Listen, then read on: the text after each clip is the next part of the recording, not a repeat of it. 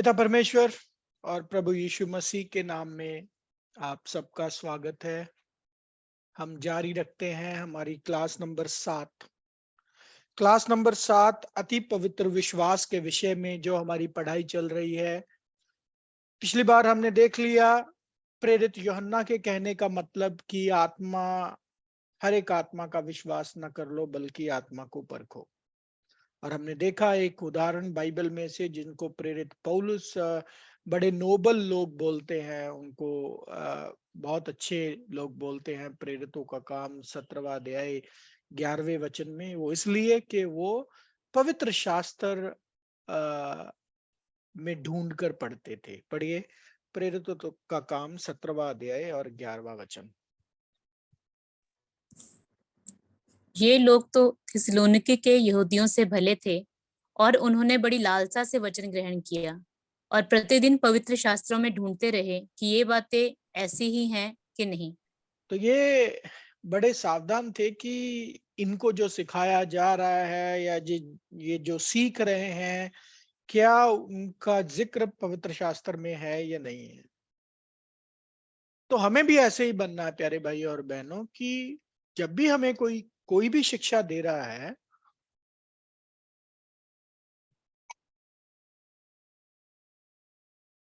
उसको पवित्र शास्त्र के तराजू पर डाल के देखना है कि क्या ये पवित्र वचन के अनुसार है या नहीं है। उसके लिए नॉलेज होना बहुत जरूरी है। इसीलिए बाइबल स्टडी बहुत इंपॉर्टेंट है। बाइबल स्टडी का मतलब ये नहीं कि हमने कोई बहुत तगड़े पास्टर बनना है या वो करना है। बाइबल स्टडी का मतलब ये है कि हमें खुद से परमेश्वर के वचनों का सही ज्ञान होना चाहिए, ताकि हम सही भक्ति कर पाए, हम संपूर्ण भक्ति कर पाए। तो आज हम देखेंगे ऐसी कुछ भविष्यवाणियां जो प्रभु यीशु मसीह ने भी की, जो प्रेरित पौलुस ने भी की, कि कैसे मसीह अति पवित्र विश्वास से गिरना शुरू हो जाएंगे। कैसे मसीह लोग जो है वो अति पवित्र विश्वास से गिरेंगे। तो पढ़ते हैं पहली भविष्यवाणी प्रेरित पौलुस करते हैं, जिसको पहला तिमोथियस 4 अध्याय 1 और 2 वचन। पहला तिमोथियस 4 अध्याय 1 और 2 वचन। परंतु आत्मा स्पष्टता से कहता है कि आने वाले समयों में कितने लोग भरमाने वाली आत्माओं और दुष्ट आत्माओं की शिक्षाओं पर मन लगाकर विश्वास से बहक जाएंगे। ये उन झूठे मनुष्यों के कपट के कारण होगा जिनका विवेक मानो जलते हुए लोहे से दागा गया है। तो ये भविष्यवाणी की प्रेरित पौलुस ने पहली सदी में, जब वो शरीर में जीवित थे। लेकिन ये भविष्यवाणी पूरी हो गई 200 से 300 साल के बीच में। मतलब क्या बोले कि दूसरी और तीसरी सदी में इस भविष्यवाणी का पूरा होना हो गया, जब वो मसीह जो अति पवित्र विश्वास में स्थापित किए गए थे, धीरे धीरे धीरे धीरे गिरना, विश्वास से गिरना शुरू हो गए। और उनके गिरने का कारण था क्या? भरमाने वाली आत्माएं, दुष्ट आत्माओं की शिक्षा और कपट से बोली गई बातें। ये चीजें जब कलीसिया में इंट्रोड्यूस हो गई, तो अति पवित्र विश्वास ऑटोमेटिकली गिरना शुरू हो गया। मतलब विश्वास नहीं गिरा, लोग उस विश्वास से गिरना शुरू हो गए। जैसे शादी नहीं करना है, मीट नहीं खाना है, 40 दिन वो उपवास रखने हैं और उसमें मीट नहीं खाना है। ऐसे बहुत सारे ऐसी बातें जो परमेश्वर के वचन के अनुसार नहीं थी। और ये सब कब हुआ पूरा? जब 300 ईस्वी के बाद रोमन कैथोलिक कलीसिया का की बढ़ोतरी शुरू हुई। जब कॉन्स्टेंटीन नामक रोमन राजा जो था उसने मसीहियत को अपनाया और उधर से शुरुआत हुई रोमन कैथोलिक कलीसिया की। और ऐसी बहुत सारी शिक्षाएं कलीसिया में दाखिल हुई, एंटर की, जो वचन के अनुसार नहीं थी, जिनके विषय में हम पढ़ेंगे आने वाली क्लासेस में, जैसे नर्क के बारे में सत्य क्या है, मनुष्य का आत्मा क्या चीज है, उदारता क्या है, पापों की क्षमा कैसे मिलती है। ऐसी ऐसी गलत शिक्षाएं कलीसिया में एंटर हो गई। जैसे बिशप, आपने सुना होगा, बिशप एक कलीसिया में ओहदा है जिसको अध्यक्ष बोलते हैं हम हिंदी में। और रोमन कैथोलिक कलीसिया के मुताबिक बिशप जो है, आपने देखा ही होगा, वो शादी नहीं करते। बोले वो शादी नहीं कर सकता, जो वचन के बिल्कुल विपरीत है।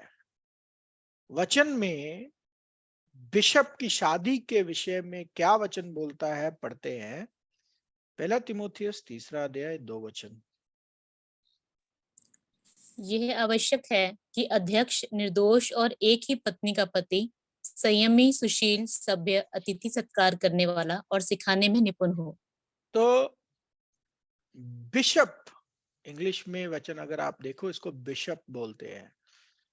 अध्यक्ष एक ही पत्नी का पति हो।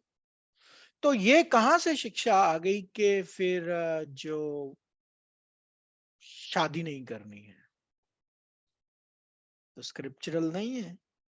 हाँ, प्रेरित पौलुस इसको वॉलंटियरली, मतलब आपका खुद का फैसला पे ये बात छोड़ते हैं कि आप करना चाहते हो तो भी गलत नहीं है, अगर नहीं करना चाहते तो बहुत ही अच्छा है। लेकिन उसमें कुछ बॉन्डेज नहीं है कि अगर तुम्हें ये ओहदा लेना है तो आपको ऐसे रहना होगा, वैसे रहना होगा। वो नॉन स्क्रिप्चरल है, वचन के मुताबिक नहीं है। और फिर हम देखते हैं कि फ्राइडेज को मीट नहीं खाना। क्यों? क्योंकि फ्राइडे को प्रभु यीशु मसीह की क्रूसिफिक्शन हुई थी, तो इसलिए मीट नहीं खाना। तो ऐसी बहुत सारी अनगिनत गलत शिक्षाएं आज नहीं, आज से 1700-1800 साल पहले ही कलीसिया में दाखिल हो गई थी। तो जरा सोच लीजिए आज परिस्थिति क्या होगी अगर 1800 1700 साल पहले गलत शिक्षाएं एंटर हो गई कलीसिया के अंदर, तो आज परिस्थिति क्या होगी। इसीलिए प्रेरित पौलुस ताड़ना देके बोलते हैं, तैयार रहो। किस चीज के लिए? पढ़ो 2 तिमोथियस 4 अध्याय 2 से लेके 4 वचन। कि तू वचन का प्रचार कर, समय और असमय तैयार रहे, सब प्रकार की सहनशीलता और शिक्षा के साथ उलाहना दे और डांट और समझा, क्योंकि ऐसा समय आएगा कि लोग खरा उपदेश ना सह सकेंगे, पर कानों की खुजली के कारण अपनी अभिलाषाओं के अनुसार अपने लिए बहुत सारे उपदेशक बटोर लेंगे और अपने कान सत्य से फेरकर कथा कहानियों पर लगाएंगे। ये भविष्यवाणी, जैसा मैंने बोला, 200 दूसरी और तीसरी सदी में ही पूरी होनी शुरू हो गई थी। आज जो परिस्थिति है, जो मैं देख पा रहा हूं, वो बिल्कुल, मतलब मुझे देख के सच्ची ये भविष्यवाणी हंसी आती है कि क्या पहली सदी में भविष्यवाणी लिखी गई जो 1900 साल बाद अपनी आंखों के सामने पूरी होती हुई हम देख रहे हैं। कि लोग जो है ना, सत्य को बर्दाश्त नहीं कर पा रहे हैं। देख, जैसा प्रेरित पौलुस ने बोला कि लोग खरा उपदेश ना सह सकेंगे। क्यों? कानों की खुजली। उनको जो सुनना है, उनको जो पसंद है, वही उनको पसंद है। और वो कानों की खुजली है उनकी अभिलाषाओं के कारण। मस्ती करनी है संसार में, ये करना है, वो करना है, तो अपनी अभिलाषाओं के कारण, कानों की खुजली के कारण क्या है, अपने लिए उपदेशक बटोर लेंगे। ये उपदेशक पसंद है क्योंकि ये कानों, ये जो मैं सुनना चाहता हूं वही मुझे सुनाता है। और सत्य से मुंह फेर कर कथा कहानियों पर लगाएंगे, यही सच है। आज 99% क्रिश्चियंस यही कर रहे हैं जो ये भविष्यवाणी में लिखा हुआ है। तो प्रेरित पौलुस बोलता है, भाई परिस्थितियां ऐसी आने वाली हैं, तैयार रह।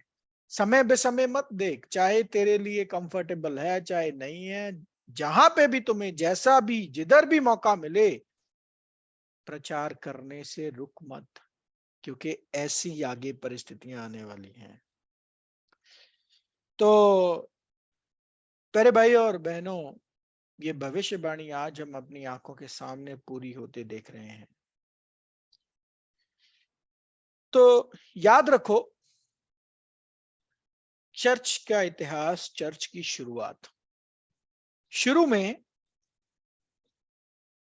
जब प्रेरित थे, जिंदा शरीर में थे, 5 शहरों में कलीसिया स्थापित की गई थी। 5 शहरों में, यरूशलेम इजराइल में, आतंकिया ग्रीस में, जहां पे मसीहियों को पहली बार नाम मिला क्रिश्चियंस, जो हमने पढ़ा था। तीसरा शहर था अलेक्जेंड्रिया, जो मिस्र में। चौथा शहर था कॉन्स्टेंटिनोपल, जो तुर्की में, जिसे आज आप इस्तानबुल बोलते हो। और पांचवा इटली, रोम में, सॉरी रोम इटली में। तो ये 5 जगह स्थापित हुई थी कलीसियाएं।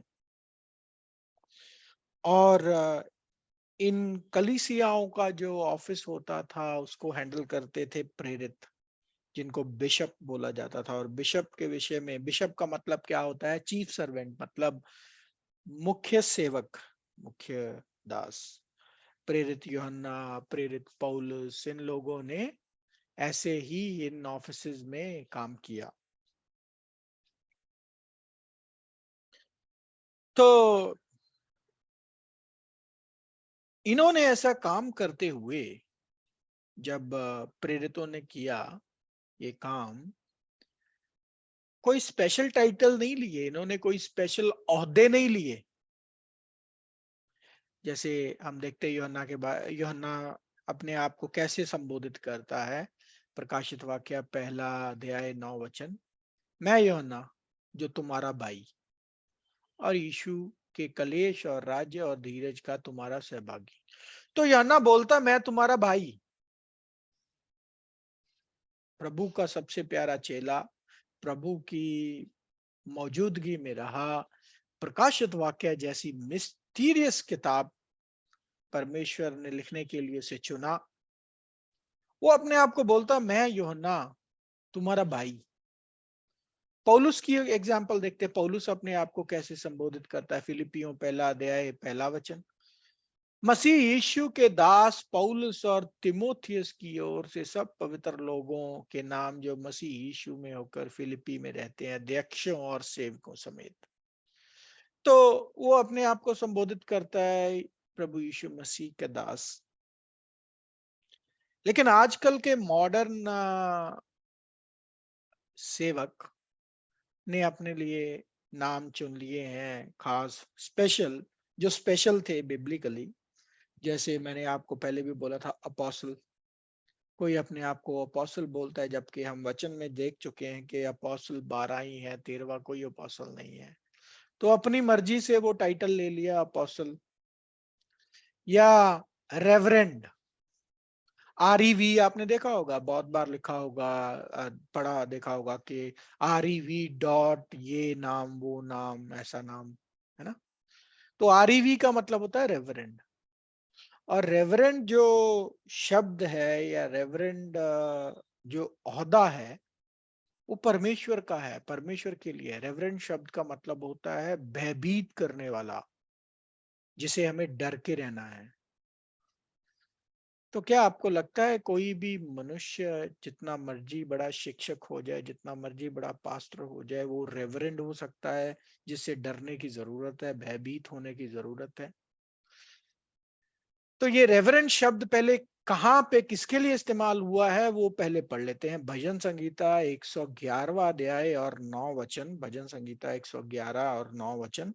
किसी के पास इंग्लिश की बाइबल है तो वो भी आप देख सकते हैं। देखिए मैं आपको दिखा देता हूँ। रेवरेंड शब्द ये देखिए इंग्लिश की बाइबल में आपको मिलेगा। देखिए रेवरेंड शब्द आप अपनी बाइबल देख के देख लीजिएगा। पढ़ दिए बच्चन सिस्टर। उसने अपनी प्रजा का उद्धार किया है, उसने अपनी वाचा को सदा के लिए ठहराया है, उसका नाम पवित्र और भय योग्य है। तो ये पवित्र और भय योग्य जो है, ये भय योग्य अनुवाद है रेवरेंड शब्द से हुआ, जिसका मतलब होता है औसम, बहुत सुंदर, भय योग्य, पवित्र डर। मतलब हमें कप कपाना नहीं है, ये पवित्र डर है, इज्जत वाला डर, जिससे हम बड़ी रिस्पेक्ट देते हैं। ठीक है। तो ये पिता परमेश्वर के लिए ओहदा है। पिता परमेश्वर को संबोधित किया जाता है रेवरेंड शब्द के साथ। लेकिन आज हम देखते हैं बहुत सारे पास्टर साहबान इस ओहदे का इस्तेमाल करते हैं, इस ओहदे का इस्तेमाल।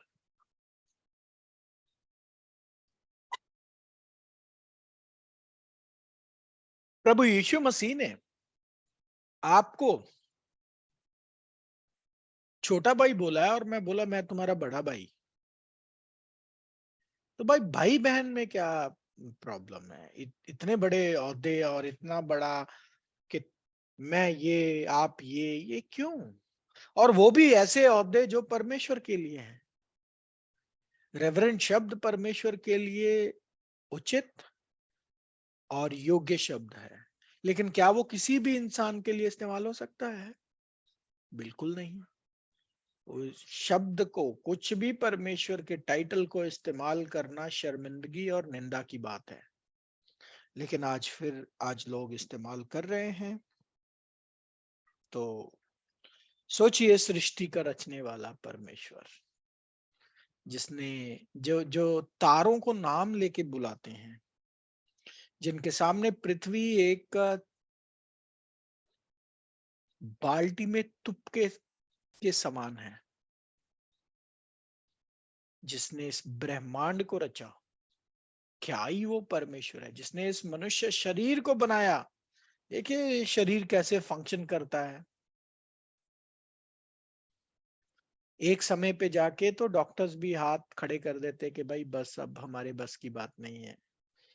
तो वो वाकई ऐसा परमेश्वर है जिससे जिससे हमें डरना है, उनका आदर करना है, रिस्पेक्ट करनी है, पवित्र भय रखना है।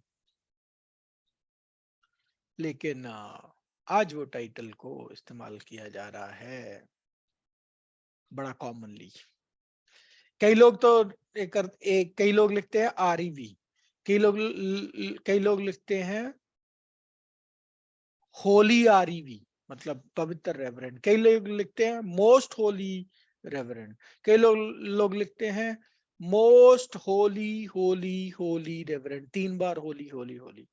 तो बाप रे बाप, मतलब कैसे इन ओहदों का इस्तेमाल करते हैं लोग जो परमेश्वर के लिए इस्तेमाल होने चाहिए, क्या बोले। एक और उदाहरण देखते हैं। प्रभु यीशु मसीह ही उसके बारे में बात करते हैं मत्ती 23वां अध्याय 9 वचन में। और पृथ्वी पर किसी को अपना पिता ना कहना, मतलब फादर। एक तो नेचुरल फादर है, उसको तो पिता ही बोलना है। लेकिन उसके अलावा फादर नहीं किसी को बोलना है, क्योंकि तुम्हारा पिता जो है एक ही है और वो स्वर्ग में है। लेकिन हम बड़े आजकल ना खाली रोमन कैथोलिक बल्कि नॉन रोमन कैथोलिक कलीसियाओं में भी बड़ा लोग संबोधित करते हैं इसके साथ। कई लोग पप्पा बोलते हैं, पापा। कई लोग फादर बोलते हैं, कई लोग कुछ बोलते हैं, कई लोग कुछ बोलते हैं। भूल बैठे हैं। ये किसी और के शब्द नहीं है, प्रभु यीशु मसीह के शब्द हैं। प्रभु यीशु मसीह ने अपने आप को पिता नहीं बोलने को कहा किसी को भी। वचन ढूंढ ढूंढ के ले आओ मेरे लिए सामने एक भी जिसमें उन्होंने बोला है कि मुझे पिता करके बोलो। है कोई वचन? एक भी ऐसा वचन जहां प्रभु यीशु मसीह ने बोला हो कि आप मुझे पिता से संबोधित करो? चैट पे लिख के भेजिए, आपको म्यूट किया हुआ है सबको मैंने। है कोई ऐसा वचन?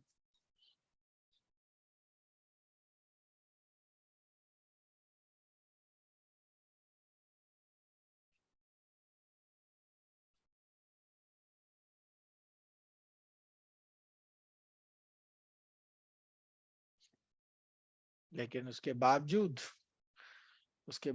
कोई पापा बोलता है, कोई कुछ बोलता है, कोई कुछ बोलता है। तो भाई हम कैसे मसीह लोग हैं जो प्रभु यीशु मसीह की बात नहीं मानने को तैयार हैं? हम्म? तो ये दूसरी उदाहरण है। तीसरी उदाहरण हम देखते हैं कि आ, कौन है जी? तो तीसरी उदाहरण क्या देखते हैं हम?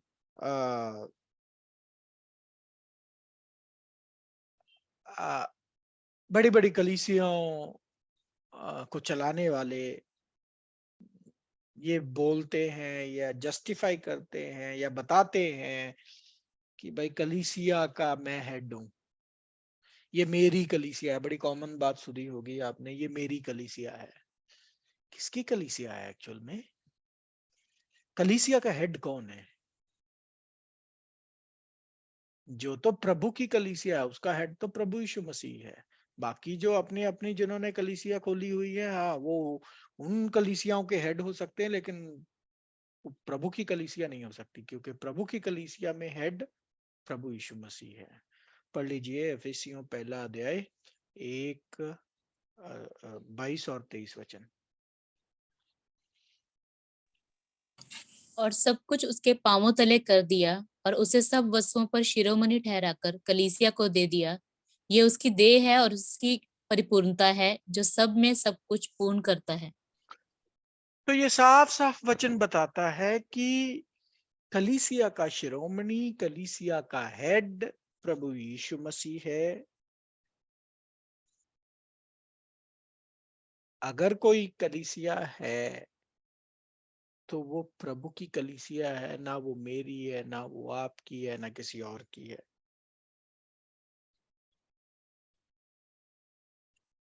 लेकिन ये शिक्षा कहां से आई? कलीसिया का हेड जो है वो एक अध्यक्ष है। ये झूठ से आई, एक ऐसा झूठ, एक ऐसा झूठा क्लेम जिसकी शुरुआत हुई रोमन कैथोलिक कलीसिया से। और वो क्लेम था पोप। पोप जो शब्द है वो लतीनी भाषा शब्द से पोपा से आता है, पोप शब्द, जिसका मतलब होता है फादर। पोप का मतलब या पोपा का मतलब या पप्पा बोल लीजिए, जिसका मतलब होता है फादर। तो रोमन कैथोलिक कलीसिया ने एक झूठा क्लेम किया कि प्रभु यीशु मसीह ने कलीसिया का हेड पोप को बनाया है। किस आधार पर किया उन्होंने ये क्लेम? देखिए, जो कोई भी ये करता है जो वचन के मुताबिक गलत है, वो उसको जस्टिफाई इस तरीके से करता है कि वो बोलता है कि देखो ये इधर वचन लिखा हुआ है। तो रोमन कैथोलिक कलीसिया ने भी इस क्लेम को वचन के साथ ही क्या किया? वचन के साथ ही वचन का इस्तेमाल करके उस ओहदे को लिया। कौन सा वचन था वो पढ़ते हैं। मत्ती 16 और मत्ती 16 अध्याय 18 और 19 वचन। और मैं भी तुझसे कहता हूँ कि तू पतरस है और मैं इस पत्थर पर अपनी कलीसिया बनाऊंगा और अधोलोक के फाटक उस पर प्रबल ना होंगे। मैं तुझे स्वर्ग के राज्य की कुंजियां दूंगा और जो कुछ तू पृथ्वी पर बांधेगा वह स्वर्ग में बंधेगा और जो कुछ तू पृथ्वी पर खोलेगा वह स्वर्ग में खुलेगा। तो प्रभु यीशु मसीह ने ये शब्द पतरस को बोले थे और ये वचन दिखाकर रोमन कैथोलिक कलीसिया ने एक झूठा क्लेम दिया कि देखो, प्रभु यीशु मसीह ने कलीसिया का हेड किसको बनाया? पतरस को बनाया, और पतरस है पहला पोप। पहला पोप पतरस है, और उसके बाद जो भी जितना नंबर भी आज पोप का चल रहा है। क्या आपको लगता है कि प्रभु यीशु मसीह ने पतरस को कलीसिया का हेड बनाया? आप क्या मानते हो इस वचन को देखकर? देखिए, अगर चैट पे लिख के भेजिए अगर आप अपना विचार कुछ व्यक्त करना चाहते हैं। क्या आप मानते हैं कि प्रभु यीशु मसीह ने पतरस को कलीसिया का हेड बनाया?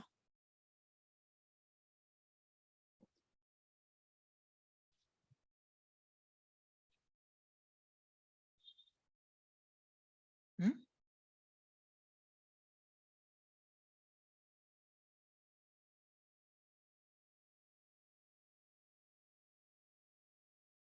Okay.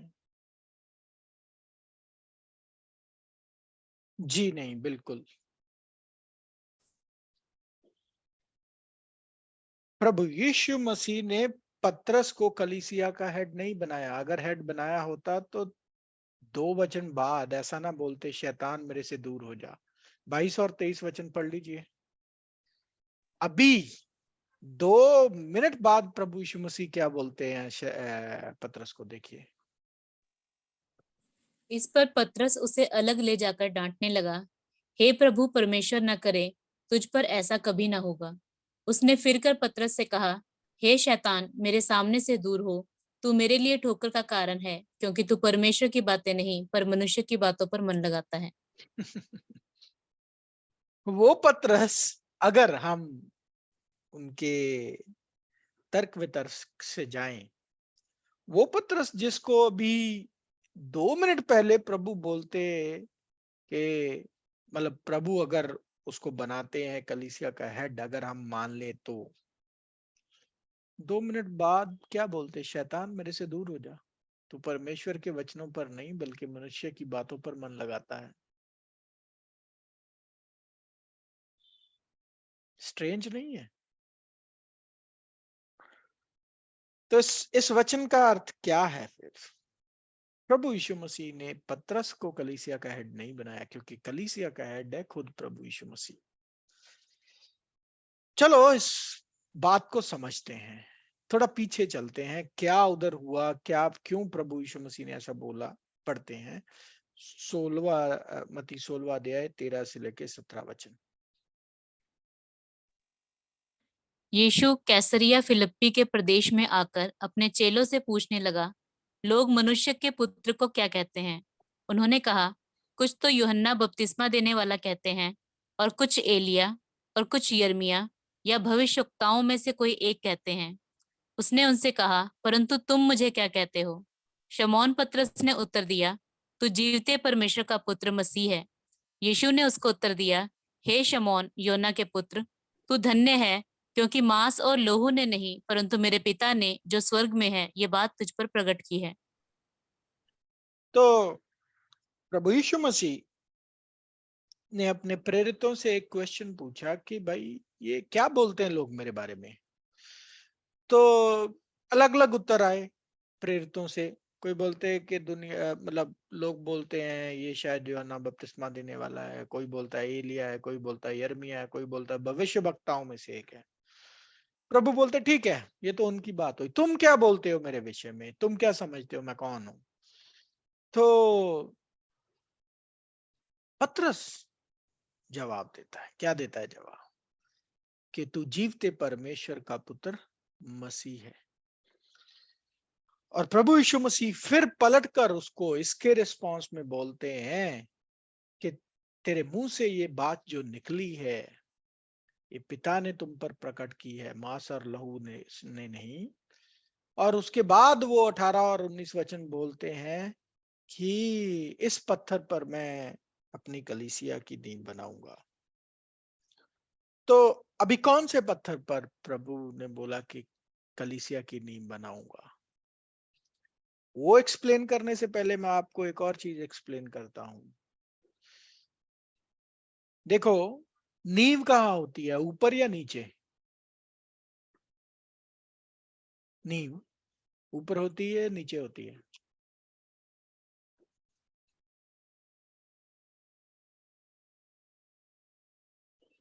और हेड कहाँ होता है, ऊपर होता है या नीचे होता है?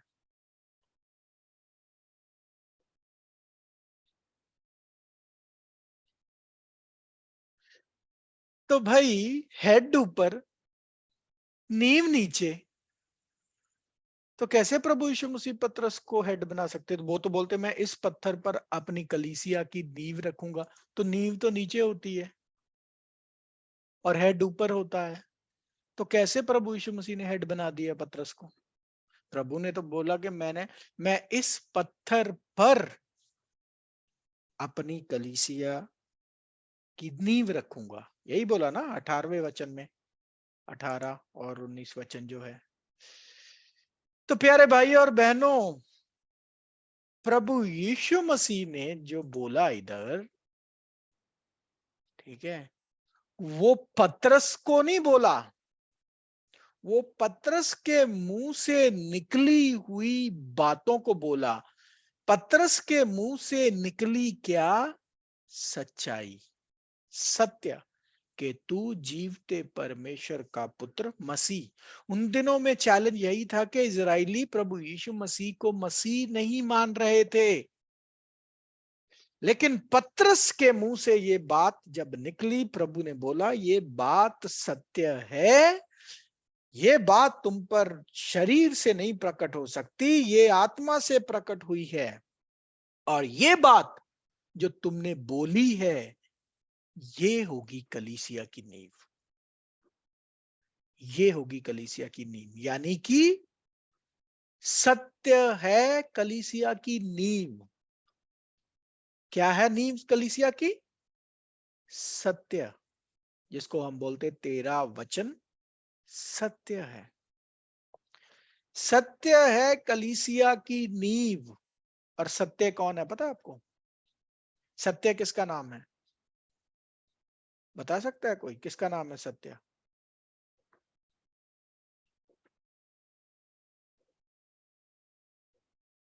सत्य नाम किसका है?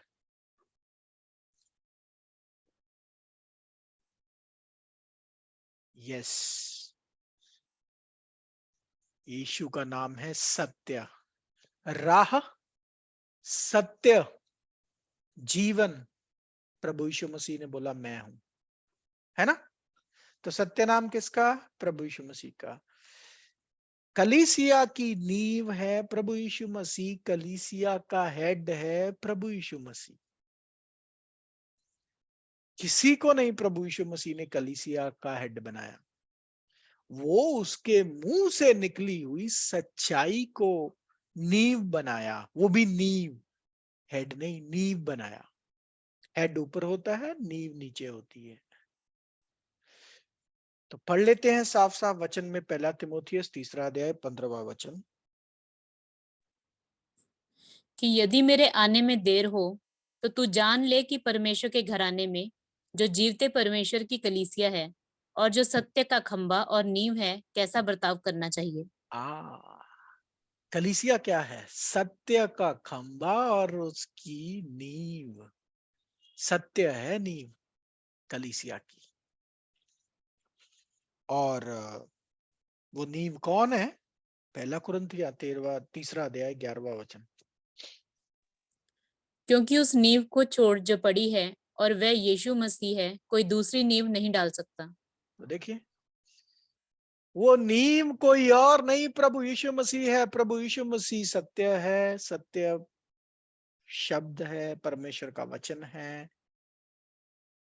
वो सब कुछ कौन है? प्रभु यीशु मसीह है। यूहन्ना 14:6, यीशु ने उससे कहा, मार्ग और सत्य और जीवन मैं ही हूँ, बिना मेरे द्वारा कोई पिता के पास नहीं पहुंच सकता।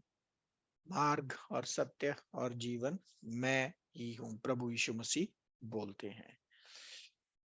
तो हाँ प्यारे भाई और बहनों, ना तो प्रभु यीशु मसीह ने पतरस को उधर कलीसिया का हेड बनाया, ना नींव बनाया। सत्य है कलीसिया की नींव और प्रभु यीशु मसीह है कलीसिया के हेड। यानी कि सत्य भी प्रभु यीशु मसीह, हेड भी प्रभु यीशु मसीह, नींव भी प्रभु यीशु मसीह, कलीसिया के सब कुछ प्रभु यीशु मसीह। हाँ, पतरस की बहुत अहम जगह है उस बड़े नगर में, यानी कि वो नगर जो नया आकाश है, स्वर्ग में वो नगर जिसकी 12 नींवें हैं और उनमें से एक नींव पर लिखा है पतरस का नाम। प्रकाशित वाक्य 21वां अध्याय 14वां वचन। और नगर की शहर पनाह की 12 नींवें थी और उन पर मेमने के 12 प्रेरितों के 12 नाम लिखे थे। तो उन पर मेमने के 12 प्रेरितों के 12 नाम लिखे थे और हम जानते हैं कि पतरस एक 12 में से एक प्रेरित था। ठीक है। अभी प्रभु यीशु मसीह की उस बात का क्या मतलब था जो उन्होंने बोला पतरस को, मैं तुम्हें कुंजियां देता हूं। कितनी कुंजियां देता हूं? 2 कुंजियां ना। जो तू स्वर्ग पृथ्वी पर बांधेगा स्वर्ग में खोला जाएगा, जो तू पृथ्वी पर खोलेगा वो स्वर्ग में खुलेगा। इसका मतलब क्या है? इस वचन को साधारण तरीके से समझने की वजह से, इसकी इंटरप्रिटेशन सही समझ की वजह से, समझने की वजह से क्या हुआ, लोगों ने इसको साधारण ले लिया और सोचा कि जो स्वर्ग और नर्क की कुंजियां हैं वो पोप के पास है। क्या प्रभु यीशु मसीह के कहने का ये मतलब था? नहीं। चाबी, चाबी जो होती है ना, मान लो आपका घर है, आपका घर है, जब आप कहीं जा रहे हो और अपने घर की चाबी आप अपने पड़ोसी को या अपने किसी रिश्तेदार को सौंप कर जा रहे हो, उसका मतलब क्या होता है? क्या होता है उसका मतलब?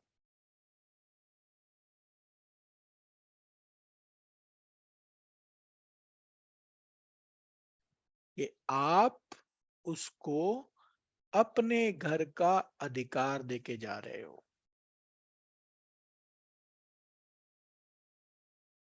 जी। अथॉरिटी, अधिकार, रिस्पॉन्सिबिलिटी, करेक्ट, जिम्मेदारी।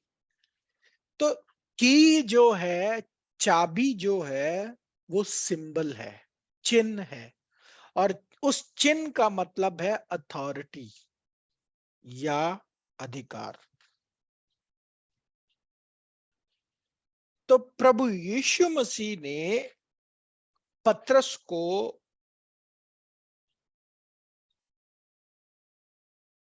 अधिकार दिया, चाबी दी, जिससे वो उसको मिले 2 अधिकार।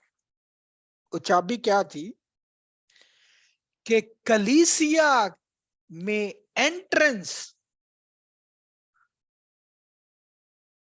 कलीसिया में प्रभु यीशु मसीह में प्रभु यीशु मसीह की कलीसिया में एंट्रेंस के दरवाजों को प्रेरित पतरस खोलेगा। कैसे हुआ वो 2 चाबियां जो मैं बोल रहा हूं, 2 अधिकार। यहूदियों के लिए भी रास्ता खोला, दरवाजा खोला पतरस ने। कैसे? पेंती क्रूस के दिन पवित्र आत्मा किसके जरिए से उतरी और उधर कौन थे मौजूद? यहूदी। प्रभु यीशु मसीह के वो चेले जो थे, उस वक्त कोई भी अन्य जाति चेला नहीं था, सब यहूदी थे और सबके सब पर पवित्र आत्मा उतरी पेंतिक्रूस के दिन। किसके कहने पर उतरी? वो पतरस के कहने पर। तो यहूदियों के लिए भी कलीसिया का रास्ता दरवाजा खोला पतरस ने, और अन्य जातियों के लिए भी कलीसिया का दरवाजा खोला प्रभु यीशु मसीह ने। कब? 36 ईस्वी में कॉर्नेलियस नामक अन्य जाति के बंदे के घर में पवित्र आत्मा का आना। प्रेरितों के काम 10वां अध्याय 23 से लेकर 48 वचन तक नोट कर लीजिए, बाद में पढ़ लीजिए। तो प्रभु यीशु मसीह ने प्रेरित पतरस को बहुत खास और बहुत अहम अधिकार दिया कि प्रभु यीशु मसीह की कलीसिया में अन्य जाति के लिए भी दरवाजा पतरस खोल रहे हैं और यहूदियों के लिए दरवाजा भी पतरस खोल रहे हैं। तो ये था प्रभु यीशु मसीह के कहने का मतलब 19वें वचन में, 16वां अध्याय 19वें वचन में।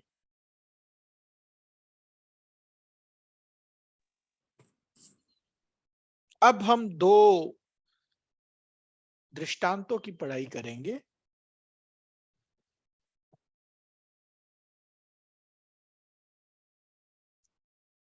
वो दो दृष्टांत जो प्रभु यीशु मसीह के द्वारा बोले गए, जो कलीसिया की बढ़ोतरी की बात और बढ़ोतरी के बाद कलीसिया का गिरने की विषय में है। जल्दी जल्दी करेंगे उनको, अब खत्म करेंगे। 10 मिनट में खत्म करूंगा मैं, 15 मिनट में मैक्सिमम, ताकि हम इस चैप्टर को अभी अगले हफ्ते के लिए ना छोड़े। तो आप रेडी हो? आपकी सहमति बहुत जरूरी है। चैट पे लिख के भेजिए, अगर रेडी है तो कंटिन्यू करूंगा, नहीं तो फिर अगले हफ्ते देखेंगे।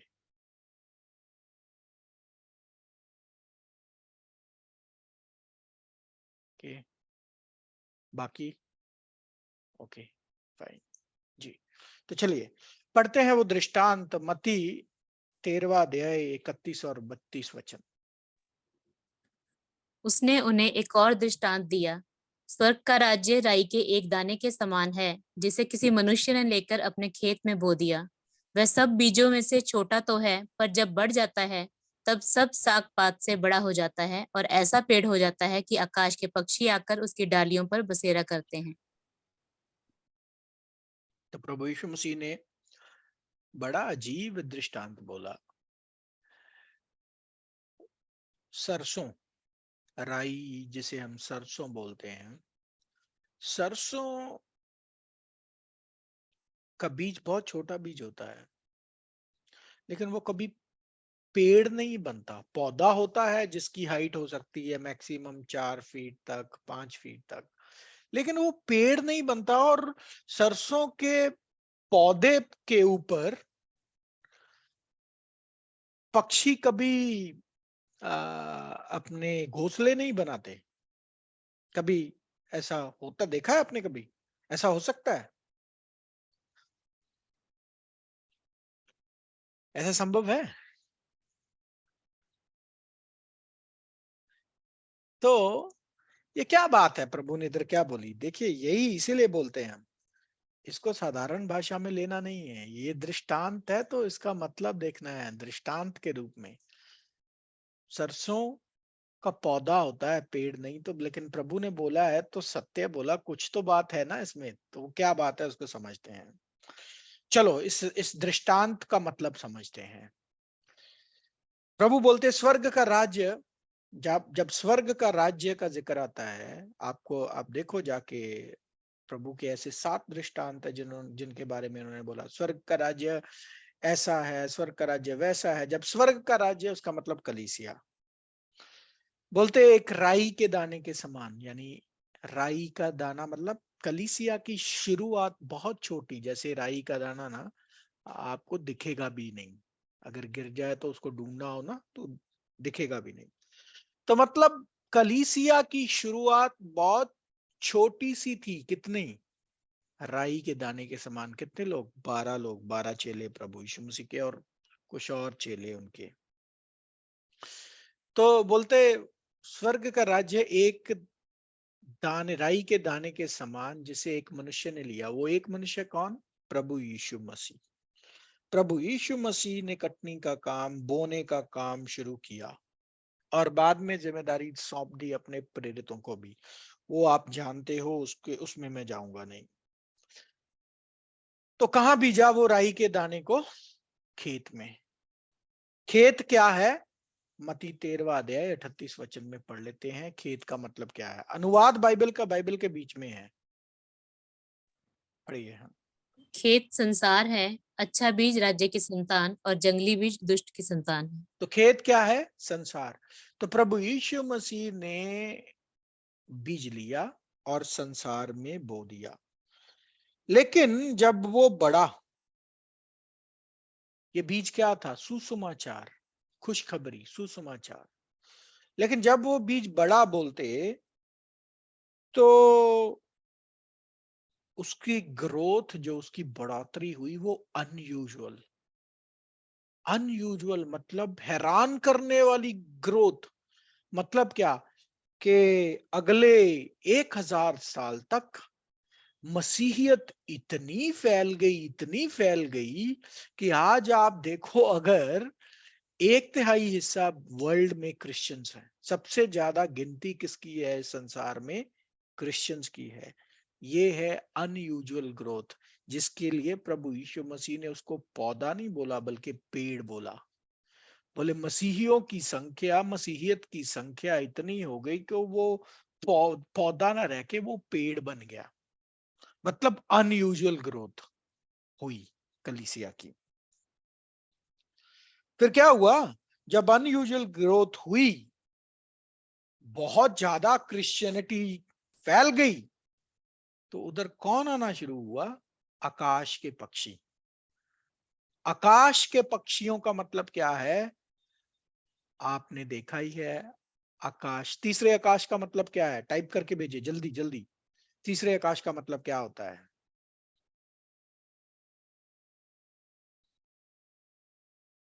तीसरे आकाश का मतलब क्या है? और इस वक्त तीसरे आकाश को कंट्रोल कौन कर रहे हैं? जल्दी जल्दी लिख के भेजिए। ये तीसरे आकाश का मतलब हमने देखा था, हवा में आत्मिक राज्य। और हवा में आत्मिक राज्य कौन कंट्रोल कर रहा है? शैतान और उसके स्वर्गदूत।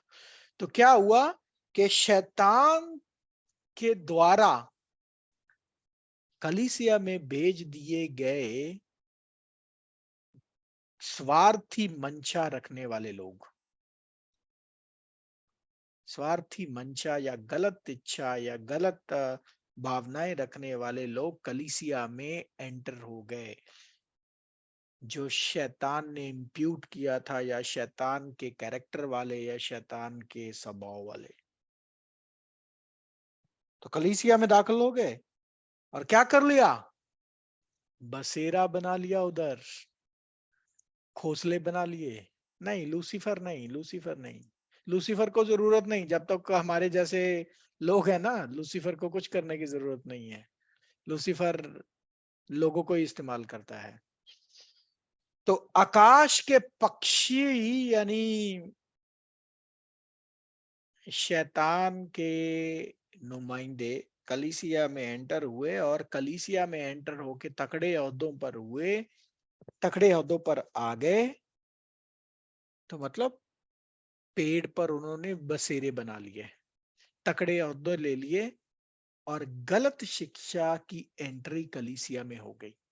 और ये मैं आज की बात नहीं कर रहा हूं, मैं आज से 1800 साल पहले की बात कर रहा हूं, 1700 साल पहले।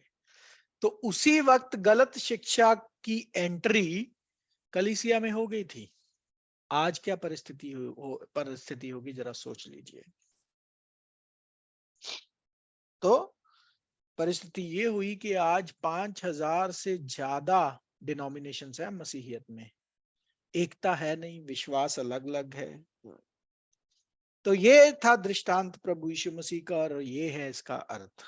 एक और दृष्टांत देखते हैं, ऐसा ही अगले वचन में ही, 33वां वचन, मत्ती 13वां अध्याय 33 वचन। उसने एक और दृष्टांत उन्हें सुनाया। स्वर्ग का राज्य खमीर के समान है, जिसको किसी स्त्री ने लेकर 3 पसेरी आटे में मिला दिया, और होते होते वह सब खमीर हो गया। तो देखिए, ये स्वर्ग का राज्य फिर से कलीसिया खमीर के समान है, जिसे एक स्त्री ने लिया, 3 पसेरी आटे में डाला और वो पूरा खमीर हो गया। तो इसमें 3 चिन्ह हैं, इस दृष्टांत में 3 चिन्ह हैं। पहला है खमीर। खमीर का मतलब क्या होता है? जल्दी बताइए। खमीर का मतलब क्या होता है? आपको क्लास नंबर 1 में पढ़ाया था।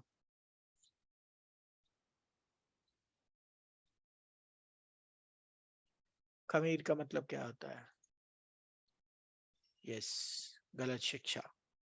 मोनू जी, शिक्षा नहीं, गलत शिक्षा। गलत शिक्षा। तो गलत शिक्षा को एक स्त्री ने लिया। कौन है ये स्त्री? ये अच्छी स्त्री नहीं है, ये बुरी स्त्री है। हाँ बेटा, कलीसिया तो है, लेकिन ये सच्ची कलीसिया नहीं है, झूठी कलीसिया है। तो औरत जो सिंबल है, औरत जो चिन्ह है बाइबल में, वो कलीसिया का है। क्योंकि हम जानते हैं वो वचन प्रभु यीशु मसीह की दुल्हन के विषय में कि वो पवित्र कुंवारी है। तो औरत बाइबल में चिन्ह है कलीसिया का, लेकिन ये अच्छी कलीसिया नहीं है, ये झूठी कलीसिया है, जिसका जिक्र प्रकाशित वाक्य 17वां अध्याय 3 वचन में होता है। ये देख लीजिए, औरत का जिक्र के विषय में आप पढ़ लीजिएगा खुद से। प्रकाशित वाक्य 17:3, ये झूठी कलीसिया है।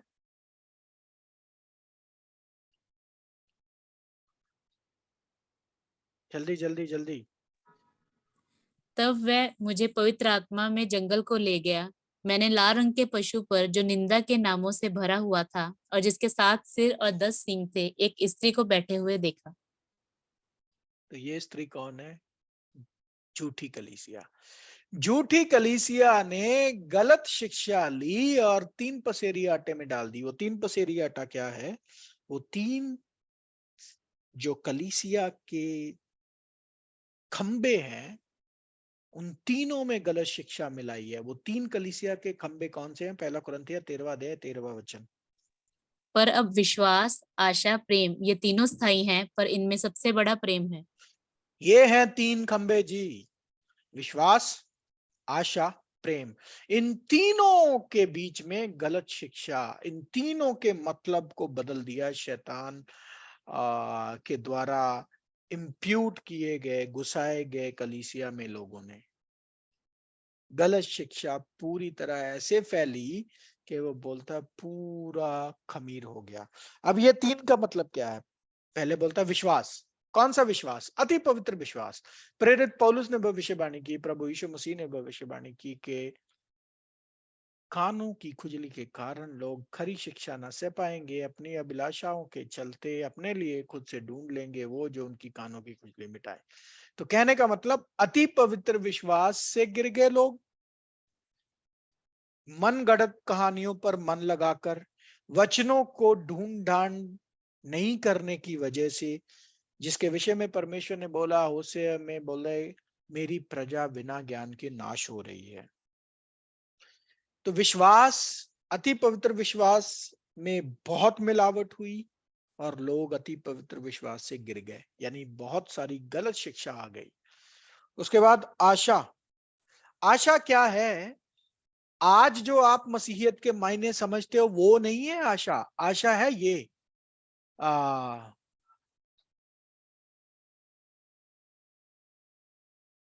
आशा है दूसरा तिमोथियस, दूसरा तिमोथियस दूसरा अध्याय 12वां वचन। ये सिस्टर आपने दूसरा तिमोथियस दूसरा अध्याय 12वां वचन क्या है लिखा? पढ़ाई पढ़िए उधर।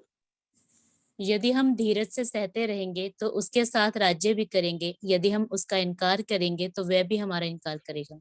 तो प्यारे भाइयों और बहनों, प्रभु यीशु मसीह के चेलों के लिए आशा ये है कि यदि हम धीरज से सहते रहे तो उसके साथ राज्य भी करेंगे। मतलब मसीह को बहुत सहना है।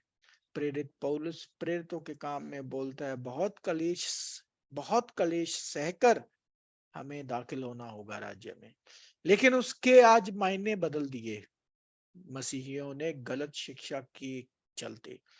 उनको लगता है कि अगर कोई दुख से गुजर रहा है तो वो उस पर श्राप चल रहा है, या आज कोई दुख सहने के लिए तैयार ही नहीं है। सबको फूलों की सेज चाहिए। मसीहियों को लगता है कि उनका जीवन तो परमेश्वर ने इतना आशीर्वाद दिया है कि उसमें दुख की कोई गुंजाइश ही नहीं है। तो जिसके जीवन में उनको लगता है दुख नहीं है वो ज्यादा आशीषित है, अगर जो दुखों से भरा हुआ है बोलो ये तो श्रापित है। तो मसीहियत की आशा के मायने बदल दिए इस गलत शिक्षा ने। आज मसीह किस चीज के, एक ही चीज के पीछे भागे हुए हैं। सारे क्रिश्चियंस को एक ही चीज चाहिए, प्रॉस्पेरिटी। बहुत सारा पैसा, आराम, प्रॉस्पेरिटी, बस इससे आगे और कुछ नहीं चाहिए। मसीह बुलावा इस चीज के लिए नहीं है प्यारे भाई और बहनों। अगर आप भी यही चीजें ढूंढ रहे हो तो वापस जाओ, अपना समय वेस्ट मत करो, क्योंकि इससे कुछ नहीं हासिल होने वाला। तो ये जो आशा थी कि अगर हम मसीह के साथ दुख सहेंगे तो उसके साथ राज्य भी करेंगे, इसको पूरे इसके मायने को बदल दिया गया। इसीलिए प्रेरित पौलुस कलीसिया के, कुरिन्थियों की कलीसिया को डांटते हैं। पहला कुरिन्थियों 4 अध्याय 8वां वचन देख लीजिए। पहला कुरिन्थियों 4 अध्याय 8वां वचन।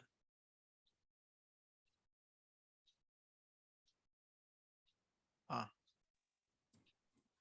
तुम तो तृप्त हो चुके, तुम धनी हो चुके, तुमने हमारे बिना राज्य किया, परंतु भला होता कि तुम राज्य करते, कि हम भी तुम्हारे साथ राज्य करते। तो देखो, तुम तो अभी धनी होना चाहते हो, तुम तो अभी सब कुछ कंफर्ट चाहिए।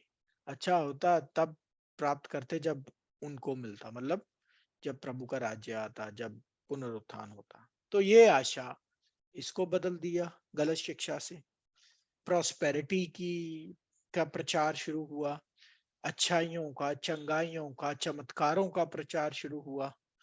असली शिक्षा दब गई। तीसरा पिलर, प्रेम। परमेश्वर प्रेम है। परमेश्वर के नाम ही लव, गॉड इज लव, हम सब जानते हैं परमेश्वर। लेकिन परमेश्वर के प्रेम को एक टेररिस्ट बनाकर, एक भयानक वस्तु बनाकर दुनिया के सामने पेश कर दिया। किसने? मसीहियों ने ही। मसीहियों ने ही परमेश्वर को बड़ा भयानक इंसान बना दिया कि बोला मसीह लोगों को तो परमेश्वर बचा लेंगे, बाकियों को स्वर्ग फेंकेंगे उधर, आग के गोले भर भर के उधर से बड़े बड़े। तो परमेश्वर के इन 3 स्तंभों में, खंभों में ऐसी गलत शिक्षा मिलाई इस झूठी और गलत कलीसिया ने कि सारा खमीर हो गया। मतलब ऐसी परिस्थिति हो गई है कि खरी शिक्षा है ही नहीं, खत्म, सब खमीर है, गलत शिक्षा है। आपको धीरे धीरे एक एक लेसन में प्रकट होता जाएगा गलत शिक्षा है। जी। तो वर्तमान परिस्थिति ये है जो आज से 4000 साल पहले यशाया भविष्यवक्ता ने भविष्यवाणी के रूप में की। पढ़िए जरा यशाया 29:13।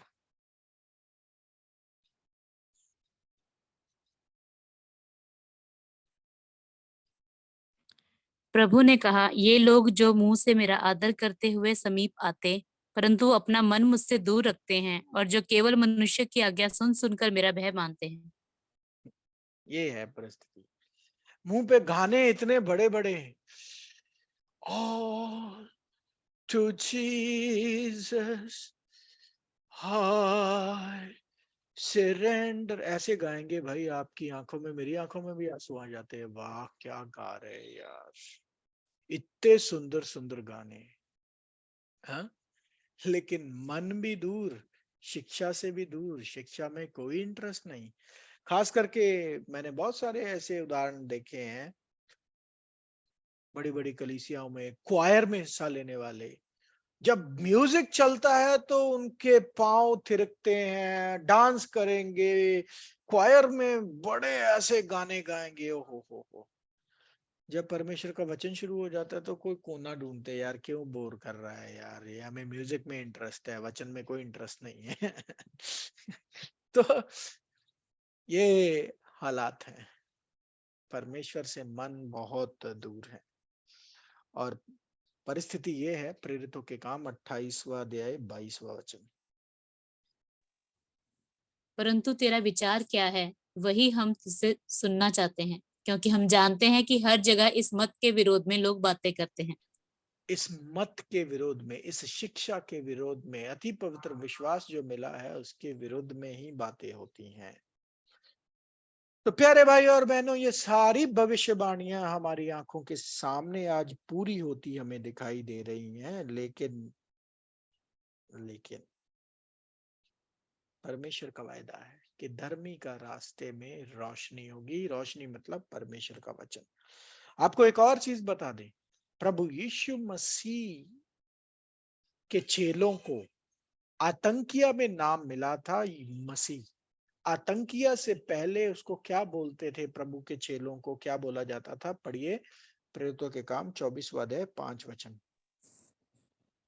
क्योंकि हमने इस मनुष्य को उपद्रवी और जगत के सारे यहूदियों में बलवा करने वाला और नासरियों के कुपंथ का मुखिया पाया है। तो नासरियों का पंथ बोलते थे, मसीह लोग नहीं बोलते थे। तो मसीह तो मिला आतंकिया में, जो आतंकिया मैंने बोला एक शहर जहां पे कलीसिया स्थापित हुई ग्रीस में, उधर पहली बार मसीह नाम मिला था।